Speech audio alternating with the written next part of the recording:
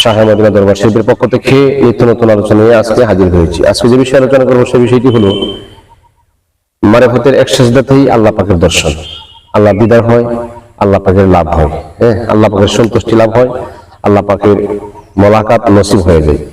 সেই বিষয়ে আলোচনা করব। সেই বিষয়টি আলোচনা করার আগে যারা ইউটিউব চ্যানেলে নতুন হয়ে আছেন, আপনারা চ্যানেলটিকে সাবস্ক্রাইব করবেন যাতে প্রতিদিনের আলোচনা আপনি সবার আগে পেয়ে যান। যাক, আলোচনা করা যাক। মারেফাত আগে জানতে হবে। মারেফাত মারেফাত শব্দটা হচ্ছে পরিচিতি, পরিচয় লাভ করা। মারেফা পরিচয় হওয়া, মানে কার সাথে?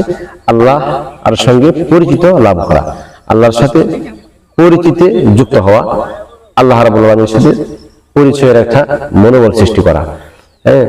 মারেফাতের এক সেজদাই, একটা এক বুঝলে। আর সেজদা মানে কি?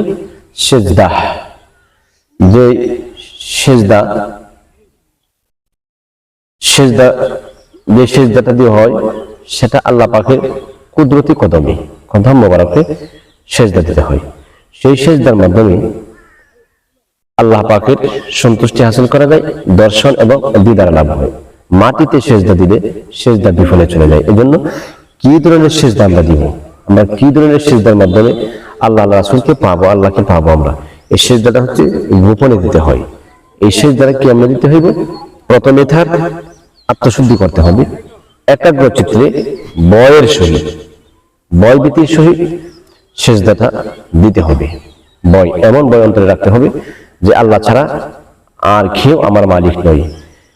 পুলিশ যখন আসামি ধরতে আসে তখন বাঁচার জন্য কত কিছু করে, শুনছি যে র্যাব আসতেছে বা আর্মি আসতেছে ধরার জন্য, তখন মানুষ অনেক ভয়ে প্রকম্পিত হয়ে যায়। তার চাইতে হাজার গুণ বেশি ভয় অন্তরে রাখতে হবে। এরপরে এই সেজদাটা দিতে হবে। কখন এই সেজদাটা দিতে হবে? এই সেজদাটা তখনই দিতে হবে যখন পশু পাখি, আপনার জীব জানোয়ার, মানুষ, আল্লাহর সৃষ্টিকুলের প্রাণীরা যখন নিগম নির্জনে ঘুমিয়ে পড়ে, তখনই একাগ্র চিত্রে ওই সেজদাটা তখনই দিতে হবে। তখন এই সেজদাটা কিসের মাধ্যমে? তখন আপনার মুর্শিদকে স্মরণ রাখতে হবে। যেমন তাশাহুদের ভিতরে আছে আসসালামু আলাইনা ওয়া আলা ইবাদিল্লাহিস সলিহিন, ওইখানে যায় আবার প্রিয় মুর্শিদকে স্মরণ করতে হয়। স্মরণ কইরা সমস্ত ওলি আউলিয়া সলিহিনদেরকে এখানে সালাম দিতে হয়। এখানে সালাম দিলে আপনার মুর্শিদ, উস্তাদ, গুরু যদি না থাকে তাহলে কিন্তু সালাত আহমদ এবং মুহাম্মদী সুরতে হয় না। এজন্য আহমদী মুহাম্মদী সুরতে নামাজ পড়তে হলে পীরের সন্ধানে পীরের সুরতে নামাজটুকু আদায় করতে হয়। এই জন্য এখানে নির্জন নিরিবিলিতে যায় তখন এই সেজদাটা দিতে হবে। যখন তার মুর্শিদকে সামনে রাখবে, মুর্শিদকে শরণাপন্ন হয়ে মুর্শিদের স্মরণে যখন মনে মনে ভাববে যে মুর্শিদকে সামনে রাখছি, অর্থাৎ মুর্শিদের ওসিলায় দয়াল নবীজির কদম মোবারক হইয়া সেজদাটা আল্লাহর কুদরতি কদমে লেগে যায়। সরাসরি সেজদা দিলে সেজদা কবলিয়ত হবে না, একদম মাধ্যম লাগবে। ডাইরেক্টলি কোনো কিছু কবল হয় না, ডাইরেক্টলি কোনো কিছু কবল হবে না। এই জন্য একজন গুরু বা একজন উস্তাদ বা একজন পীর মুর্শিদ মুকাম্মেল ওনার সহবতে যায়, ওনাকে শরণাপন্ন হয়ে ওনার সহবত এবং মহব্বত দুটোটাই সাধন বর্জন করে। এরপরে যখন সেজদাটা একাগ্র চিত্তে দেওয়া হবে, দেখবেন ওনার আপনার মুর্শিদের চেহারা সেজদা দেওয়ার সঙ্গে সঙ্গে নুরানি হালতের সামনে এসে বেশে পড়েছে। যখন বেশে পড়েছে তখন আপনি মনোবল সৃষ্টি করবেন, মনে মনে ভাববেন যে আমার সেজদাটা মঞ্জুর হয়েছে, সেজদা চলাকালীন আমি আমার মুর্শিদকে সামনে পেয়েছি। আর সেজদা দিলেন, কেউ দেখলেন না, এই সেজদা তো বিফলে। মাওলা আলী বলছেন, আমি এমন সেজদা দেই নাই যে আল্লাহকে আমি কোনো সময়ই দেখি নাই। তো মাওলা আলী বেলায়েতের সম্রাট, বেলায়েতের দরজা উচ্চ মাকাম, তাদের দরজার উপরে তারা তো অনেক কিছু যার মাধ্যমে তারা বেলায়েত হয় না। এখন আস্তে আস্তে বেলায়েতের দরজাটা কমে আসছে। বর্তমান জমানার মানুষ তো আর বেলায়েতের সম্রাট মাওলা আলীর মতো নয়।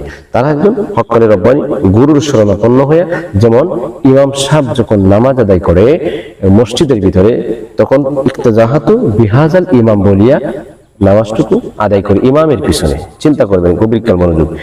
মারিফতের যে সেজদাটা, যে সেজদাটা পৃথিবী যদি কোটি কোটি বার বিক্রি করা হয়, মারিফতের একটা সেজদা, আল্লাহর সন্তুষ্টি, যে সেজদা আল্লাহর দর্শন দিলে সারা পৃথিবী যদি এক পালায় রাখা হয়, এই সেজদাটা এক পালায় রাখা হলে সেজদার সমান তামাম পৃথিবী ওজন হবে না। সুবহানাল্লাহ। সেই সেজদাটা একজন গুরু, একজন শিষ্য, একজন মুর্শিদ মুকাম্মেল ওনার সান্নিধ্যে যায়, অর্থাৎ ওনাকে শরণাপন্ন হয়ে, ওনাকে গাইডলাইন মনে কইরা, অভিভাবক মনে কইরা, আল্লাহ রাসূলকে পাওয়ার মাধ্যম মনে করে যখন সিজদাটা দেওয়া হয়, তখনই এই সিজদাটা আল্লাহ পাকের দিদার এবং দর্শনের মাধ্যম হয়ে থাকে, দিদার এবং দর্শনের কারণ হয়ে থাকে।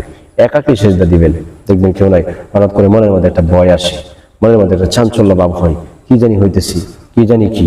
নিরিবিলি যখন 1টা 2টা 12টা বেজে যাবে, তখন আপনার মনের মধ্যে একটা ভয়ভীতি চলে আসে। যখন আপনার মুর্শিদের সন্ধানে থাকবেন, আপনার মুর্শিদ আপনার পাশে থাকবে, তখন আর এই ভয়ভীতি থাকে না, কোনো কিছু থাকে না। তখন আপনার এই সেজদাটার মধ্যে একটা আনন্দ বা তৃপ্তি, তৃপ্তি একটা মনের মধ্যে আশ্বাস পাওয়া যায়। তখনই এই সেজদার মাধ্যমে আল্লাহ রাসূলের দিদার এবং দর্শন এবং মোলাকাত এবং দিদার সাক্ষাৎ হয়ে থাকে।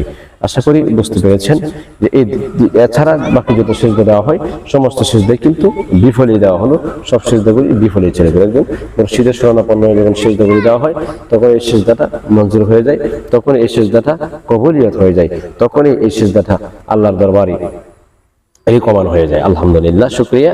যারা গুরু ধরেন নাই, আপনারা গুরু ধরে নেবেন। পৃথিবীর যে কোনো প্রান্তরে, বাংলাদেশের যে কোনো জেলায়, যে কোনো জায়গায় একজন ওখানে রব্বানি মুর্শিদ মুখাম্মেল আপনারা ধারণ করার চেষ্টা করবেন। তবে পীরের দরবারে আদব বজায় রাখবেন, পাতলামি করবেন না, মুর্শিদের আগে আগে কোনো কিছু বুঝবেন না, তাহলে ধ্বংসের হালত।